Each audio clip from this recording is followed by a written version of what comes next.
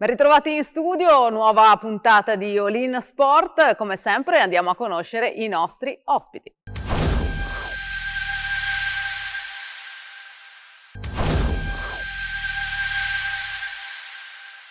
Eccoci qui, allora, ben ritrovata Xenia, ti abbiamo definito e ti definiamo campionessa di nuoto e basta, no? Non facciamo distinzioni, non parliamo di Olimpiadi, Paralimpiadi e non parliamo neanche di numero di medaglie perché altrimenti è già finita la trasmissione, no? Grazie innanzitutto per avermi invitato, sì, chiamatemi semplicemente Xenia. Allora, tu sei un esempio straordinario di dedizione, di felicità nel fare sport, e sei la bandiera di questo Verona Swimming portato avanti da Marcello Rigamonti, a cui mandiamo un grosso saluto. Marcello, abbiamo parlato di te nel fuori onda, ma sempre bene, tranquillo. Xenia, allora, l'ultima esperienza, questa dei mondiali, io penso che tu abbia dato un esempio straordinario di quello che vuol dire essere un atleta dedicata, soprattutto dal punto di vista mentale. E quello che ti volevo chiedere è questo: se nella tua grandissima capacità di recuperare, anche di preparare la gara successiva, ti sei confrontata anche con degli atleti normodotati, magari che sono venuti da te a chiederti come cavolo fai, perché ci racconti un po' cosa hai combinato in questi ultimi mondiali, in termini proprio di preparazione e di recupero da una gara all'altra? Beh, i mondiali sono sempre tosti, i mondiali, le Paralimpiadi, europei, perché tanti ragazzi fanno tante gare e le gare sono suddivise una al giorno, però con qualche staffetta magari, sempre mattina le qualifiche e pomeriggio le finali. Io ero iscritta in 7 gare, e praticamente 50 stile, 100 stile, 400 stile, 100 dorso, 200 misti e 2 staffette, 4% mista, cioè dire 2 maschi e 2 femmine, da 4% stile libero, maschi e femmine. E lì era sempre difficile perché innanzitutto tutte le mattine, cioè tutti, si devono svegliare presto la mattina in base agli orari delle gare. Tutto era organizzato tramite un planning che il CT della nazionale Riccardo Werner con gli altri allenatori ci mandavano la sera prima, e ognuno era praticamente autonomo: a che ora prendere il bus, a che ora hai il costumone, quanto tempo hai di allenamento, quando c'hai la prechiamata, quando c'è la gara. Questo era quello che ci davano. Poi noi decidevamo noi stessi, da soli, a che ora scendere per mangiare, cosa fare per prima, se poi tornare in camera. Cioè noi eravamo lì autonomi. E non era la mia prima esperienza, perché la mia prima esperienza l'ho fatta 9 anni fa ai mondiali di Montreal nel 2013. E la cosa più difficile era il recupero da una gara all'altra. Però, diciamo la verità, quando c'erano delle gare in cui potevo andare un po' più piano, lo facevo, perché sapevo di entrare in finale. Straordinario. Massimo Pulin, amministratore delegato di Ortomedica, ma anche presidente di Confimmi Sanità. Allora, Xenia non ha bisogno delle tue protesi, no, per fortuna, ma abbiamo capito che ormai l'atleta paralimpico è un atleta, punto. E quello che ci ha spiegato adesso Xenia ci fa capire proprio che dobbiamo superare completamente il buonismo e la pacca sulla spalla, dire quanto sei meritevole. Sono ragazzi che con i loro allenatori, con le loro società, lavorano in maniera assolutamente professionale e chiaramente protesi come quelle che produci tu sono degli strumenti che li aiutano poi nella performance. Guarda, diciamo innanzitutto grazie per avermi invitato. Diciamo che negli ultimi 20 anni è cambiata la società.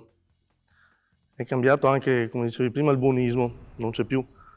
Abbiamo creato l'inclusione. Come fai a creare un'inclusione in persone con disabilità, che io non le chiamo disabili, ma diversamente abili, che è la stessa cosa.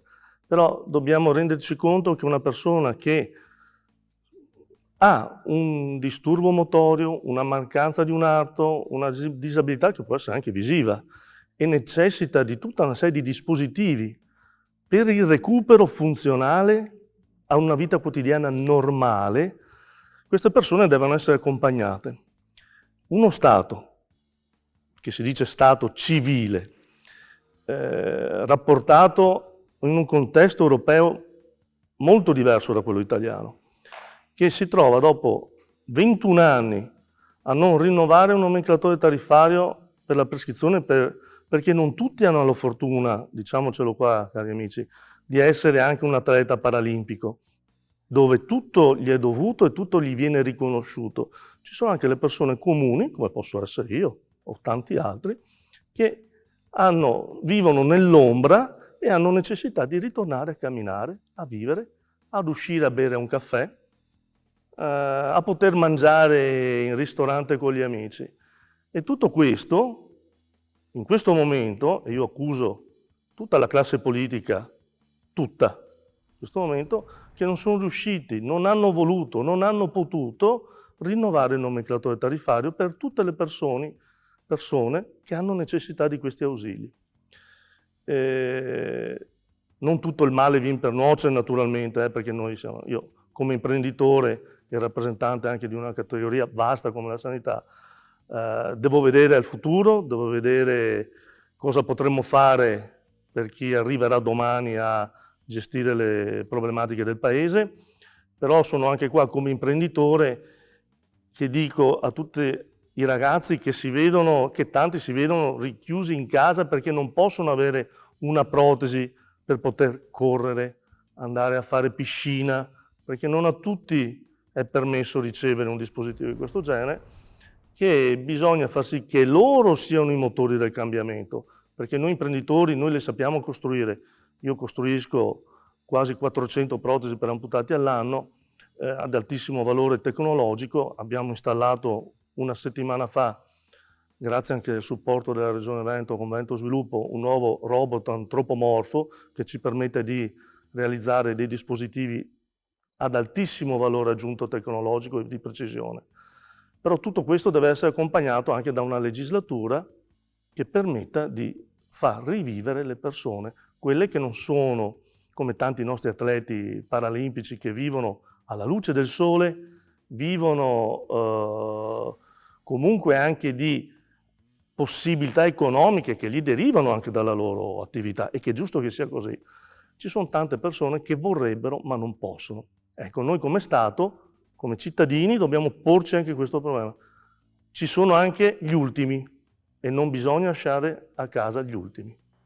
Torneremo a parlarne anche un po' del tema della moda, no? Dello sport paralimpico, delle due facce e magari ci dirai Massimo anche qualche curiosità proprio sui numeri anche economici delle protesi. Noi adesso però ci prendiamo una piccola pausa, andiamo con Alberto Cristani a vedere il primo servizio di questa nostra puntata. Marco Bassarenti è presidente di un'impresa sport e presidente di ASD Sport Senza Barriere. Sport Senza Barriere. Già lì abbiamo capito che l'argomento è assolutamente attinente alla nostra trasmissione. Tu sei un po' l'ideatore di un evento dedicato proprio a ragazzi e ad atleti che hanno delle disabilità, o meglio, che hanno delle diverse abilità. Sì. Diciamo che il progetto è nato da un'impresa sport perché io, essendo presidente della federazione, in più essendo un sanitario, ho una clinica riabilitativa, tratto tutti i giorni persone con disabilità e il fatto di essere a contatto con queste persone mi ha fatto capire le loro esigenze, soprattutto la necessità di dargli una nuova autonomia.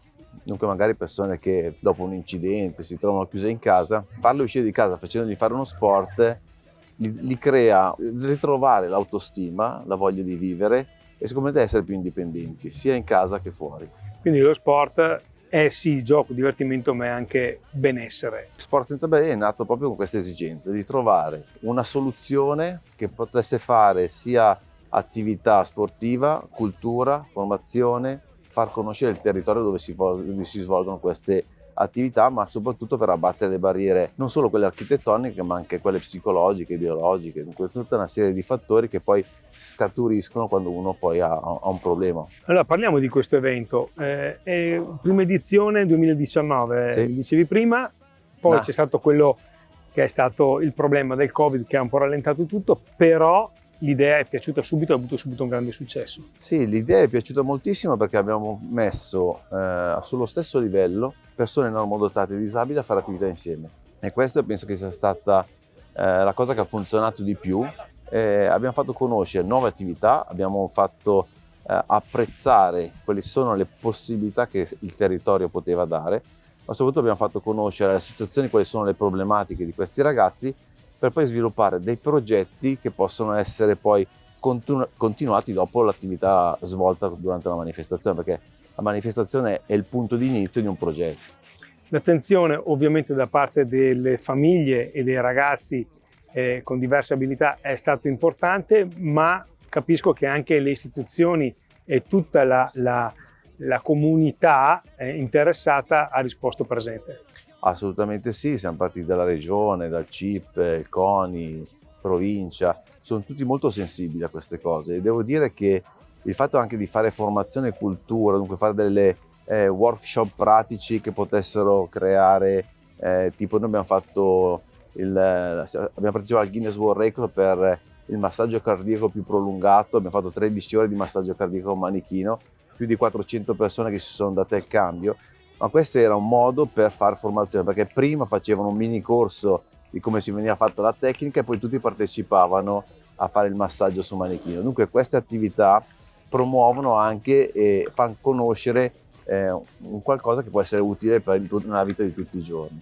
La stessa cosa abbiamo fatto anche quest'anno, facendo dei corsi con il 112, con Areo Lombardia, abbiamo creato delle attività della formazione che si chiama un gioco 112, in modo tale che i ragazzini potevano fare questa formazione e capire come si chiama il primo soccorso, come si poteva fare la rianimazione, come è fatta un'ambulanza dentro, dunque tutte quelle cose che possono far crescere i nostri ragazzi. E il link su Verona, mi dicevi prima, il link di Verona è automatico quasi. Sì, vogliamo promuovere il territorio perché siamo itineranti, vogliamo che le associazioni vengano a conoscenza di queste possibilità, facciamo conoscere le attività, ma soprattutto poi le associazioni fanno rete, e facendo rete si crea un gruppo di lavoro che possa far crescere tutta la promozione dello sport inclusivo per tutti. Hai un sogno nel cassetto che ti piacerebbe realizzare anche grazie a Sport Senza Barriere? Sì, sarebbe l'idea di vedere un giorno i Giochi Olimpici con senza più nessuna differenza del paraolimpico o dell'olimpico, Giochi Olimpici per tutti. Di nuovo in studio, torno subito dai nostri ospiti. Xenia, parlavamo nella prima parte un po' del tema moda, no? Dello sport paralimpico, bello, tante copertine, tanta più visibilità in maniera trasversale, non solo in ambito sportivo, ma anche moda nel senso proprio stretto del termine, di persone con disabilità, con protesi che fanno i modelli, fanno le sfilate. Massimo ci diceva anche un giro economico in più. Tu come la vivi da dentro, ma anche magari guardando da fuori, secondo quello che diceva Massimo prima, no? Che poi alla fine ci sono ragazzi che magari vorrebbero accedere allo sport ma non hanno la possibilità di farlo. Infatti, per esempio, adesso parlo per un mio esempio personale, nella Verona Swimming Team noi cerchiamo sempre ragazzi per avvicinarli al nostro sport. E tu, Xenia, permettimi di dirtelo, hai fatto... cioè sei diventata una testimonia straordinaria. All'inizio tu sei ancora timida, no?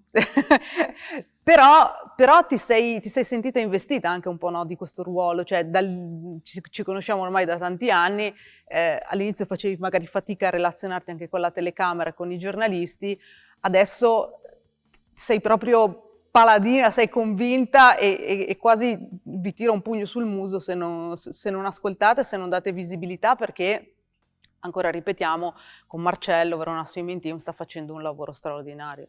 Beh sì, all'inizio erano io ero le prime armi, quindi praticamente erano le prime volte che mi relazionavo con una telecamera, quindi poi sinceramente con tante esperienze, fatte esperienze, tante diverse, talmente da arrivare, sono partita con la mia prima esperienza con una scuola, cioè con la mia scuola che mi hanno invitato, e poi da lì, dal 2015 in poi, vado in tutte le scuole, aziende, cioè ovunque dove mi chiamano. Parlando anche di tutto questo, sì, Verona Swimming Team fa anche tante cose, ma io mi batto sempre sul lavoro di squadra. Se uno non ha un lavoro di squadra dietro, non va da nessuna parte, tant'è vero, ok, ho la mia squadra Verona Swimming Team, però innanzitutto c'è i miei genitori, c'è la mia famiglia che mi sta indietro.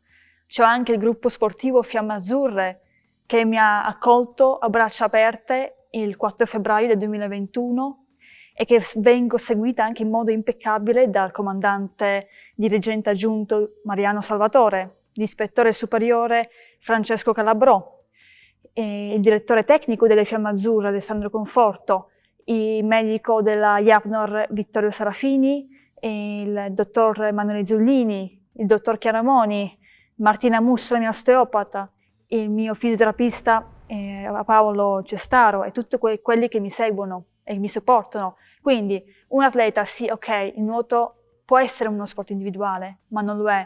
Tant'è vero, vedete anche quante persone mi seguono e che senza di loro io non sarei quella che sono oggi.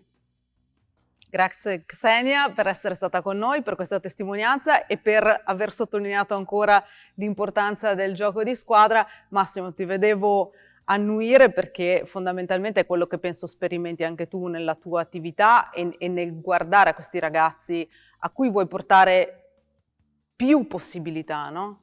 Guarda, questi ragazzi giovani poi sono fantastici rispetto, io ho 54 anni, e vedere com'è migliorata queste ultime generazioni fa veramente piacere.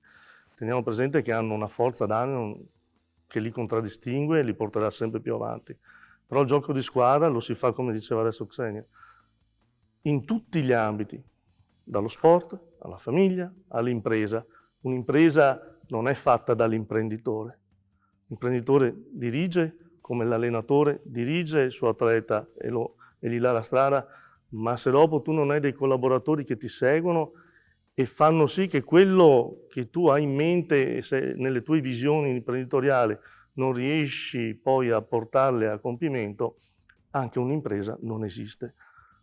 Ma un'idea di costi di questo tipo di dispositivi, oppure le protesi, quelle con il ginocchio meccanizzato, così, che so che insomma si parla di diverse decine di migliaia di euro. Guarda, allora, un ginocchio elettronico costa sui 30-35 mila euro. Una protesi finita per un amputato transfemorale ad alto valore aggiunto, per cui vuol dire uno che fa corsa, che corre, che fa gesto atletico, puoi spendere anche 50-55 mila euro. Teniamo presente che noi abbiamo i prezzi molto inferiori rispetto a paesi come Germania, Francia o addirittura Spagna.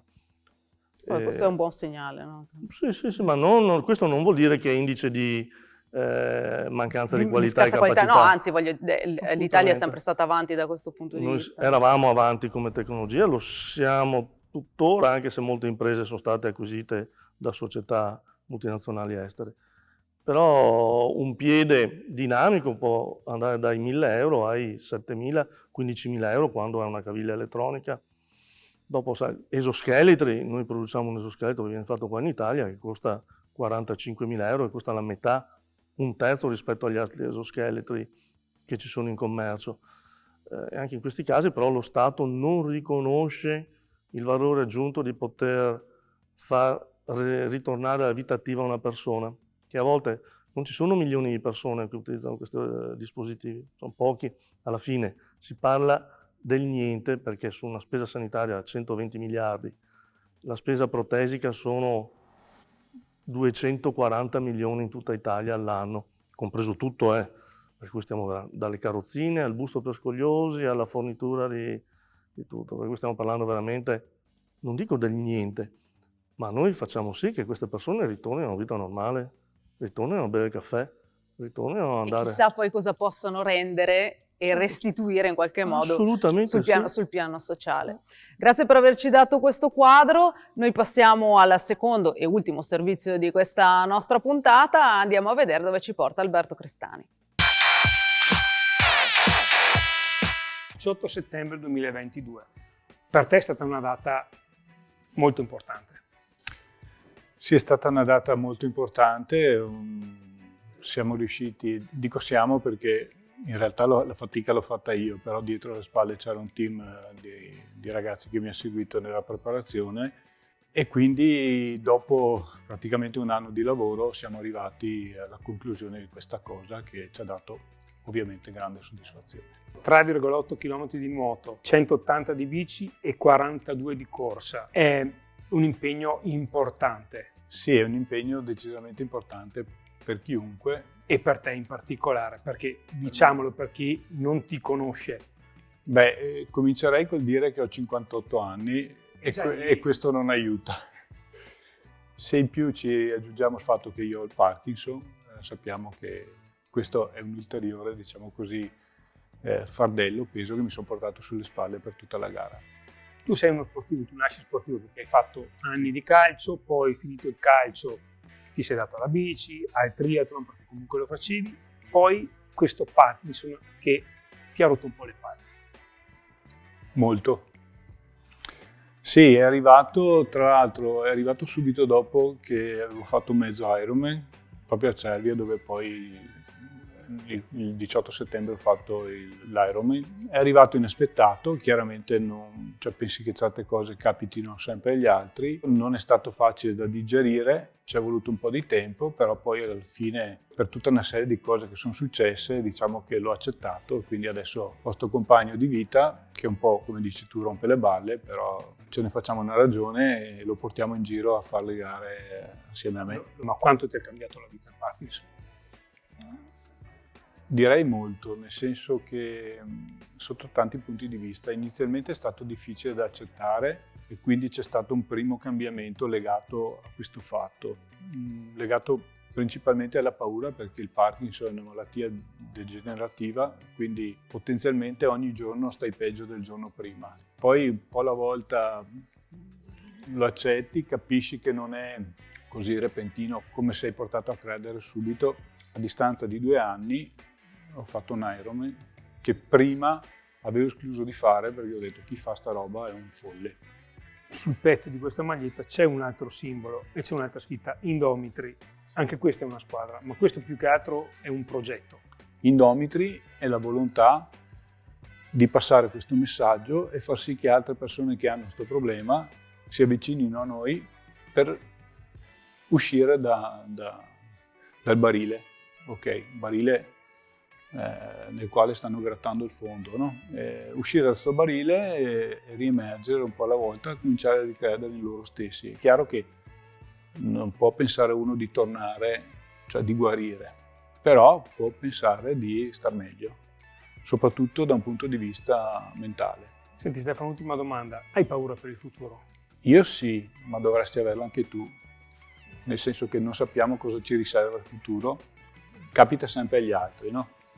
In realtà non è così, non dobbiamo avere paura del futuro, perché ecco, questa è una cosa, un messaggio che voglio lanciare. Non possiamo pensare a quello che di brutto ci succederà domani, perché dobbiamo pensare a quello che siamo oggi. Domani potrebbe succedere che un folle di turno che non fa l'Ironman, ma fa la guerra vicino a noi, fa qualcosa che coinvolge tutti e che ci fa sparire, ma non dobbiamo vivere con questa paura, noi dobbiamo vivere il presente cercando di dare a ogni giorno la possibilità di essere il giorno migliore che abbiamo vissuto. Rieccoci in studio, siamo giunti così al termine anche di questa nostra puntata. Io ringrazio tantissimo per essere stati con noi Xenia Palazzo. Ciao Xenia. Grazie mille per tutto. E in bocca al lupo e Grazie. continua così. E Massimo Pulin, ci rivediamo magari in laboratorio da te. Grazie, alla prossima. Grazie ancora, a presto con una nuova puntata di All in Sport, vi aspettiamo.